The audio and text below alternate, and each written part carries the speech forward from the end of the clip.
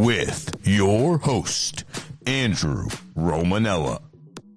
When you play Battle in Mario Kart and you don't turn off any of the items, there are bananas everywhere. I mean, it's like you're losing your balloons because you're slipping on bananas left and right. Bananas everywhere. What's going on, everybody? Welcome into another edition of The Rome Show here on 12ouncesports.com. Brought to you live on YouTube, X, Roku, and Fire TV. I am your host, Andrew Romanella. It's March 26th, and it is a Hump Day. That is right, and we got your Hump Day headlines all day on this Wednesday as you join us to start your day. Reminder, you can get in on the action, YouTube or X. Just simply go to 12OZ Sports on YouTube or X. Hit the live show link, comment in the comments section, and let us know your thoughts. And of course, you have the social media handles, The Rome Show 1, Instagram, Facebook, X, TikTok. You know the drill. If there's a social media, The Rome Show 1 has it, and you should follow us there. A charcuterie board of a show today on this Wednesday. Hump Day. We're going to talk a little bit of college basketball, but not as we've been talking college basketball in terms of the Sweet 16, but a little bit more of a build off of what we talked about yesterday in terms of the NIL and the transfer portal changing the future of Division I college basketball. Some more football news. That's right. The New York Football Giants have added another quarterback to their QB room on a one-year deal, and the New England Patriots have a new number one wide receiver. That wide receiver is Stephon Diggs, and he is no stranger to the AFC East. And then finally, we finished today's show talking about Major League Baseball. Tomorrow, Thursday, March 27th, is opening day for Major League Baseball. So today, we will take you through the American League. We got some World Series odds for the people, and we'll break down our thoughts on how the American League in Major League Baseball will shape out in 2025. On Thursday, we'll break down the National League. So a great show for the people. We want to hear from you. Comment. Even if we don't hear from you, that's okay. Just listen and enjoy. Let's get started on this Hump Day. talking St. Francis, Pennsylvania basketball. So if you didn't listen to the show yesterday, all right, I need you to head to the Rome Show podcast, wherever you get your podcast, because breaking down yesterday NCAA basketball, we talked a lot about how the Cinderella run will no longer exist in Division I college basketball. It's just a fact, okay? Because the transfer portal exists, the really good player at the mid-major school is going to, after a year or two of dominating that lower level mid-major school, is going to hit the transfer portal and try and find themselves at one of these top 50, top 75 schools in the country. As I described it yesterday, the rich will get richer. The ACC, the SEC, the Big 10, Big 12, those conferences will only become better because they will, as I said yesterday, elongate. Because now, no matter what, if I'm a low-level Division I player, I want to go to a big-time conference. And majority of those schools are big-time schools. So St. Francis, Pennsylvania, who played in the opening round of the NCAA tournament last week, if you remember, had a buzzer beater go against them. Alabama State defeated St. Francis, PA, the Red Flash. The Red Flash were a part of the Northeast Conference. Well, now they have announced that they are going to transition from Division I to Division III, and the athletic director of St. Francis in Pennsylvania noted that the ever-changing landscape of collegiate basketball is the reason why St. Francis is dropping down to Division III. Between NIL and the new revenue sharing deal in Division I basketball that's about to kick off, the school does not see the benefit in being a lower level Division I institution. And this is exactly what we were talking about yesterday. Okay. Whether you like it or you don't, whether you're a fan of the NIL and you're a fan of players being able to control their own destiny, or you don't like it, the bottom line is there is now a real concern moving forward for college athletics. Because if NIL and the ability to make as much money as possible and the ability to transition from lower level to higher level, and it changes your stardom, changes your finances, changes everything. If that continues to exist, how will the lower level NCAA school exist? How? Even at my level, you feel the trickle down effect. I had a conversation yesterday. Our catcher last year won Player of the Year. Okay. He was a junior, won Player of the Year in our conference. Now, his freshman year, not a very good hitter, okay catcher. His sophomore year, okay hitter, really good catcher. His junior year, elite hitter, elite catcher, gets named Player of the Year. Now, okay, this is one of those kids where you look at him on a Division III baseball field and you're like, oh, that kid could definitely be a D1 athlete. Body checks out, swing checks out, arm strength checks out. It all checks out. So we're having a conversation in the dugout yesterday about how after his season last year, he, by multiple, like the amount of people that both him and I realized that we had spoken to individually about him transferring was at least in the 30s. Between all of his friends saying, oh, you should leave Centenary now and you should go find an NIL or get this, or him telling me stories about other coaches in the NCAA. At even just the Division II level, saying to him, hey, you should get out of here. You should transfer. Your Player of the Year, your stock's really high. Why don't you go get yourself to Division II or Division I? Maybe get an NIL. Maybe there's better opportunity to get drafted, whatever the case is. It's even happening at the 200th ranked Division III school in the country. So St. Francis, PA, dropping from D1 to D3, despite going to the NCAA tournament this year, is exactly what's going to happen moving forward. There's no benefit to college sports because of this. There's benefit to the college athlete. The athlete playing collegiate sports is going to benefit from the new landscape moving forward and has benefited the last 5 years, no doubt. But colleges and universities are not going to benefit from this. Unless you are in a Power 4 conference, essentially, your version of college athletics really doesn't matter anymore.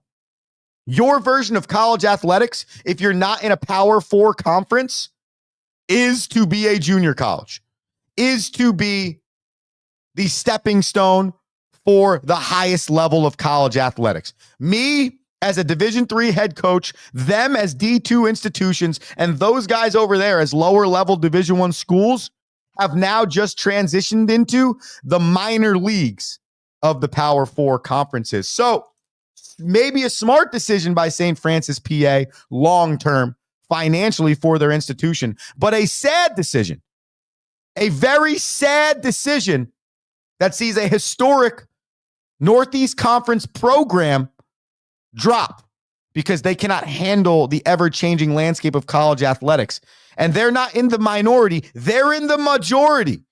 And I think over the next 5 to 10 years, this story is going to happen 15 times over every year.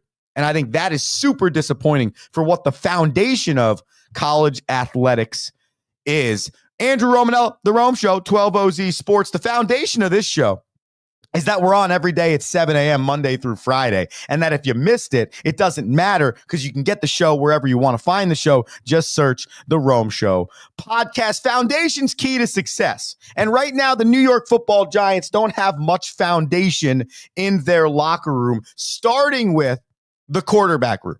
Okay, we could talk all day long about the New York Giants and their general manager, the New York Giants and their head coach. We could talk a lot about what the Giants haven't done in the last 5 to 7 years.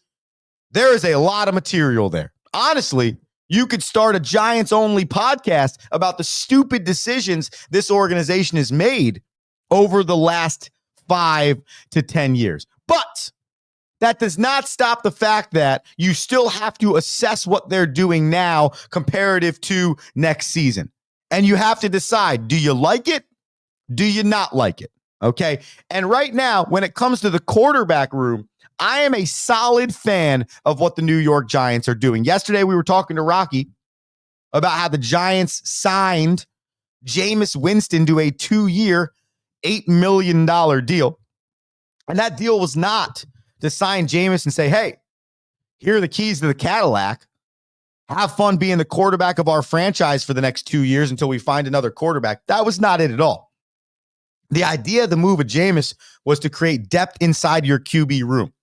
So no matter what you did, whether it was Jameis, Tommy DeVito, and drafting somebody with the 3rd overall pick, or it was Jameis, you sign Russell Wilson to a 1-year deal and Tommy DeVito, and then you can still add somebody to that quarterback room. The idea here was to create depth inside the building, okay? There were a lot of names thrown around here, Aaron Rodgers being one of them. At the end of the day, when you're talking about aging QBs, there are pluses and there are minuses, okay? Russell Wilson's numbers, as you look on your screen, have continued to drop over the course of the last 3 years. If we all remember correctly, okay, Russell Wilson signed a 5-year deal to be the quarterback of the Pittsburgh Steelers, okay?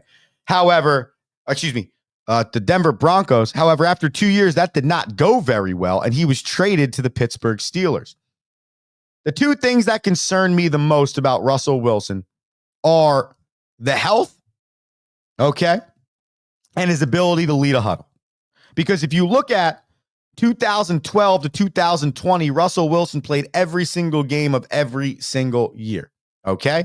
Seattle was in 2 Super Bowls, won one of them, never had a year where he had more than 13 picks in his entire career, let alone in that same 9-year stretch 4 times.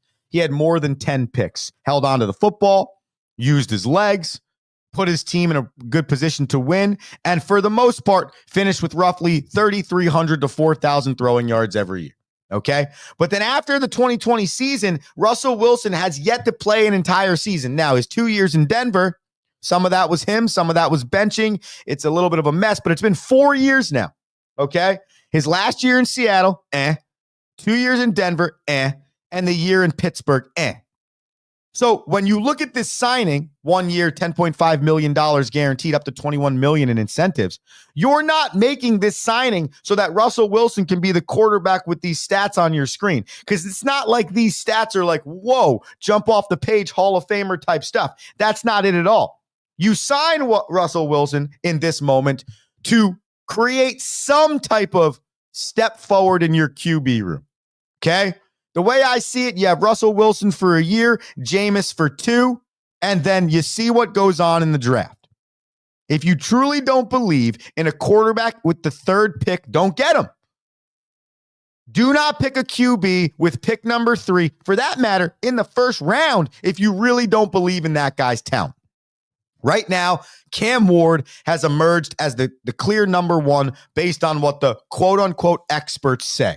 Shedeur Sanders is in that mix, Jackson Dart's in that mix, and a few other guys, okay? There really is not a quarterback in this class that you can say, drop down, I really want this guy. Now, personally, I didn't think that was Caleb Williams last year either, but that's what people were saying about him.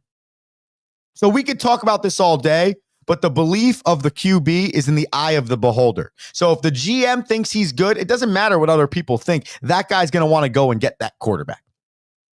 But that's not why we go there. I digress. The point of what I'm saying is you have a year of Russell, 2 years of Jameis, throw Danny DeVito in there as like your 3rd string guy and see what you're going to do here with that 4th position. Is it going into the 3rd round and saying to yourself, hey, we need to build from the inside out? Better offensive line, better defensive line, get a little bit more longevity in this roster, and then we'll worry about a 3rd or a 4th round QB that can learn from Russell and Jameis over the course of the next year or 2. Or is it, well, we got these 2 guys in here now that have had some track record in this league. Why don't we go draft Shador with the 3rd overall pick and let him be in this room for the next 2 years with guys that have been in the league? You're really going one or two ways. But if I'm Joe Schoen and I've just positioned my team with 2 viable quarterback options for this year and potentially next year, I'm going and building all the other positions. There's been no depth in the linebacker room for the New York Giants, I feel like, since I've been alive. I feel like we've been dealing with offensive line issues since Eli Manning lost his streak to Geno Smith starting consecutive games. We've been on a cycle of, with the New York Giants, hate for their head football coach and GM every 2 to 3 years. It's a vicious cycle. And I feel like what happens with this vicious cycle is there's no stability. And people often look at the quarterback position as that stability. You know what I look at? The offensive and defensive line. Are you good in the trenches? Because if you're not, you're a bad football team. Doesn't matter who your quarterback is. Doesn't matter who your wide receivers are. Look at the Cincinnati Bengals. You know what? Joe Burrow, great. Jamar Chase, great. Higgins, great. Love all those guys. Their defense can't stop a nosebleed. If that's the case, how can you be a Super Bowl contender? And that's what the Giants have to look at. You did a good job neutralizing your QB room. You might not have the best quarterback room in the league, but you don't have the worst quarterback room in the league, okay? But that's not the main focus of this draft. Go improve the parts of your defense that need to be improved. Go strengthen the offensive line. Go get another guy that can couple with Malik Neighbors as a weapon for whatever person's throwing the football. Those are the decisions that Joe Schoen and Daboll need to make. Before we hit a commercial break, Stephon Diggs signs a 3-year deal in New England to be the number 1 wide receiver for the New England Patriots and hook up with Drake May. Big time stuff for New England. Stephon Diggs now gets a chance to face his former team, the Buffalo Bills, 2 times a year. Now, if you remember, the Bills traded Stephon Diggs to Houston last year. And in that trade, Houston essentially eliminated the back end of Stephon Diggs' contract, therefore making him a free agent after last year. Great move out of the Houston Texans because Stephon Diggs tore his ACL. And he's about to enter the 10th year of his career, 11th year of his career. And in 10 years, he's got 857 receptions, 10,491 receiving yards, and 71 touchdowns. He's a 4-time All-Pro, all with the Buffalo Bills. I just got to say this. I think a good signing for New England. Not a great weapons room there for Drake May, okay? But it's the Stephon Diggs thing that blows my mind. You know, he was in Minnesota, kind of unhappy, gets traded to Buffalo. Great with Josh Allen in Buffalo, but for some reason unhappy there. Gets traded to Houston, goes to Houston, plays pretty well for 8 games, tears his ACL, and now he's in New England. And it's like, you know, at some point in time, was the grass greener, Stephon? Was it better to stay in Buffalo? Or should you have asked your way out of there and wanted your way out of Houston? I don't know.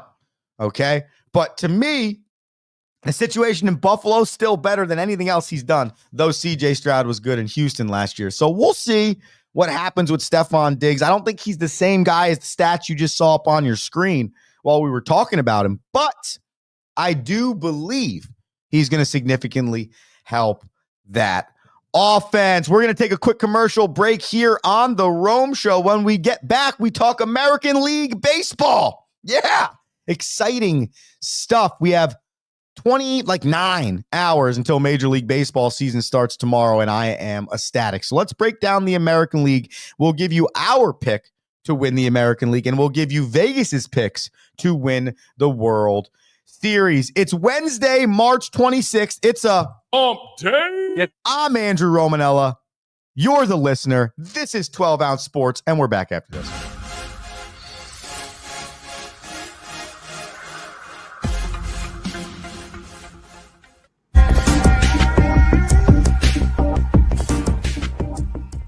Welcome to MyBookie. You're ready to create an account and start making money, and we're here to help. And remember, you can get a bonus of up to $1,000 on your first deposit. Now you're ready to bet. Just go to mybookie.ag, visit the sportsbook, click on your bet, and input the amount you want to risk or win in the bet slip. Yes, it's that easy. Just remember, at MyBookie, you play, you win, you get paid.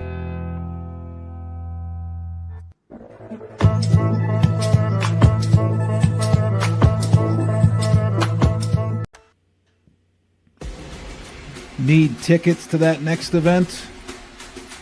Well, at 12 Ounce Sports, we've got them with soccer anywhere in the world.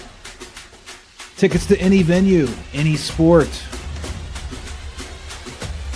Want to go to NCAA or NFL football matches? We've got them. Yeah. Baseball at every level. Every Power 5 matchup is available. Don't forget, costumes and paint are optional. What's that? You want to go to Broadway? We have those too. Want to jam out? Every concert, every artist. That's right, at 12 Ounce Sports, we've got the tickets for less. 12ozsports.com/tickets. That's 12ouncesports.com/tickets.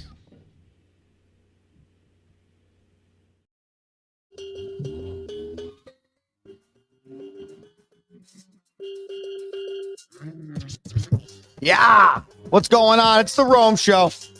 12ouncesports.com. YouTube X. Roku. Fire TV. I'm Andrew Romanella. Can you... Uh-oh. Guess what day it is? Guess what day it is? I can guess. Hump day. That's right. We're in our Hump Day headlines right now. We've rolled through. If you missed any part of the show, you want to share it with a friend, you want to hear what you missed, whatever, head over to the Rome Show podcast, wherever you get your podcasts, and that'll be a very easy way to find. Kai the goalie writes in, just stopping by to say my Giants are going to be trash this season. I'll hang up and listen. Kai, bro, it's hard for me to not feel that way also about the Giants, but also I want to be fair here, and I do like the moves that they have made so far this offseason. Signing a really good cornerback, adding a little bit of depth to the quarterback room. That's all good stuff, but the fact is they were so far away from being a team that could come in and compete next season that unless they have a dynamite draft and start to build, which could also set them up for long-term success, I just don't see them being more than a 6-win team in 2025. So we'll see. We got Giants season tickets over here in my family, and I would really enjoy going to watch some really fun and good football. I could promise you that. All right, Major League Baseball. We said we'd talk about it. Let's do it. Here's the deal, people. It opens tomorrow. I'll give you the first games on the docket if you were to want to watch. Almost every team plays, okay? 3 o'clock gets it started with the Brewers at the Yankees, okay? The Mets play at the Astros, Orioles at Blue Jays, Phillies at Nationals, Red Sox, Rangers, Pirates, Marlins, Giants at Reds, Angels at White Sox, Guardians at Royals, Braves at Padres, Twins at Cardinals, Tigers at Dodgers. I want to watch that one. Tyrick Skubal against Blake Snell. That is a great matchup, 7 o'clock on ESPN. Cubs at Diamondbacks and Athletics at Mariners. Okay, it's that time of year, and it's kind of wild when it happens, okay? Because baseball is one of those sports where it's like, man, feels like you've been in the offseason for a while, and then the sport starts, and it feels like you're never out of baseball season. I'm not a fan of people that say the first week of the season doesn't matter. Unfortunately, every game in your regular season schedule matters, because if at the end of the year you miss the postseason by one game and you got swept on opening weekend, well, there you go. That's the difference maker for you. A few big time headlines in Major League Baseball to get you ready. Okay. First and foremost, the Los Angeles Dodgers are the clear-cut betting favorite to win the World Series. That's clear and obvious.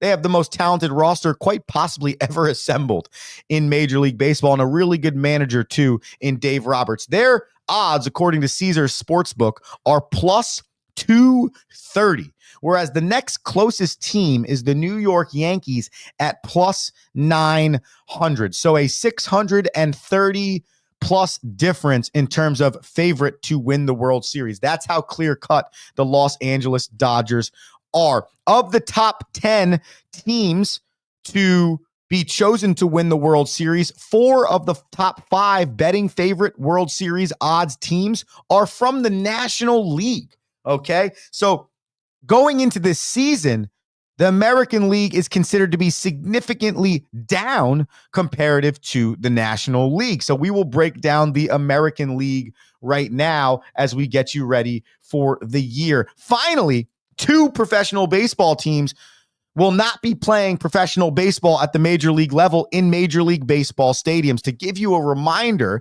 the Oakland A's have moved out of Oakland as they get prepared for, in 2 years, a move to Las Vegas. They are playing at a AAA stadium in San Francisco.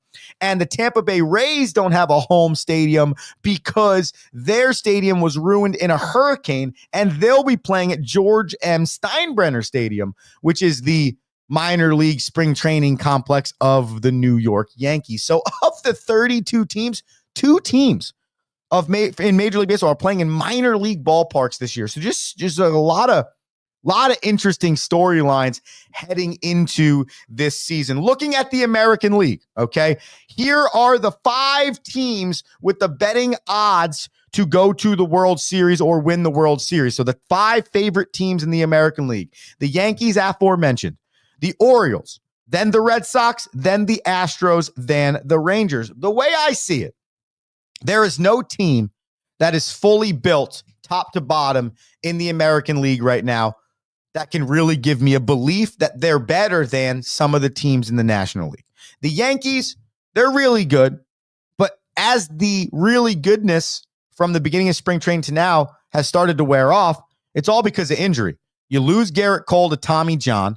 Giancarlo Stanton starts another year on the IL. What is DJ LeMahieu? Do you have enough pitching depth behind the few guys that you have in your rotation and in your bullpen that can give you the longevity to be able to compete deep into the postseason? The Orioles, they've had the talent for a few years.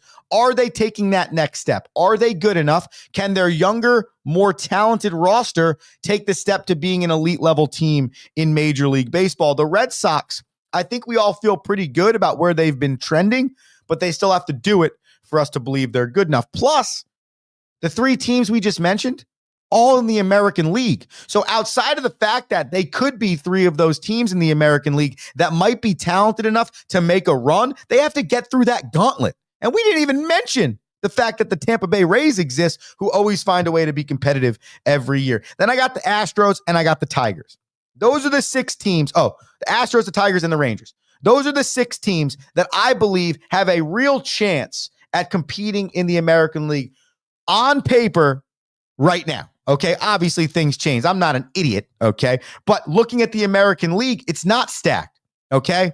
It's not heavy top to bottom. There's not one team that I can look at and say, I give them an A grade to start the season. I'd actually argue the Texas Rangers might be in one of the best spots if they can stay healthy for the entire season. The betting odds for the aforementioned Rangers are 2,200 to win the World Series.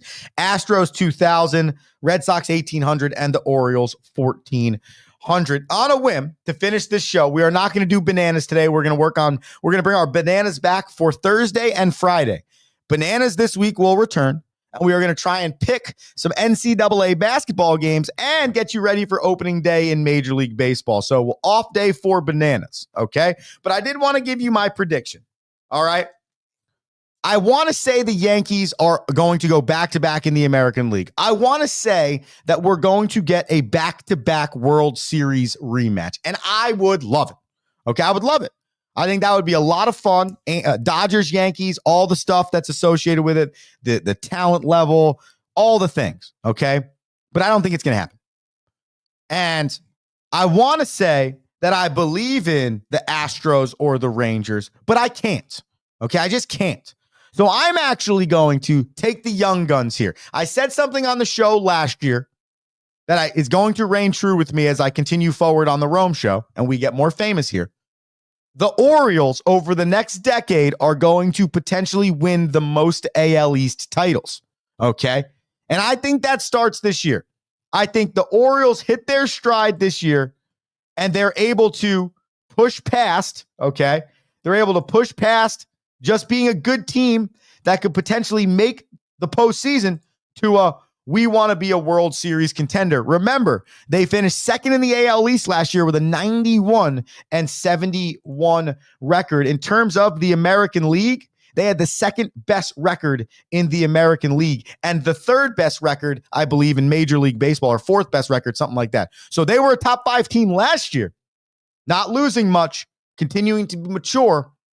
So my pick for the AL champion to represent the American League in the World Series is the Baltimore Orioles. I think it's time for the young guns in Baltimore to take a step up. Make sure you tune in tomorrow, Thursday at 7 a.m. because we have the chance to break down the National League for you. So we'll give you the betting odds and favorites in the National League. Plus, the Sweet 16 starts in men's basketball. So we're going to have to start getting you ready for that as well. So much more to do this week on the Rome Show. Just make sure you tune in and you stay with us. That is Wednesday.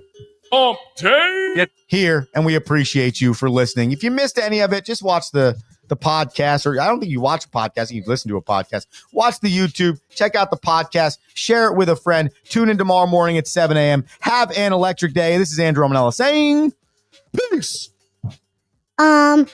Thank you for listening.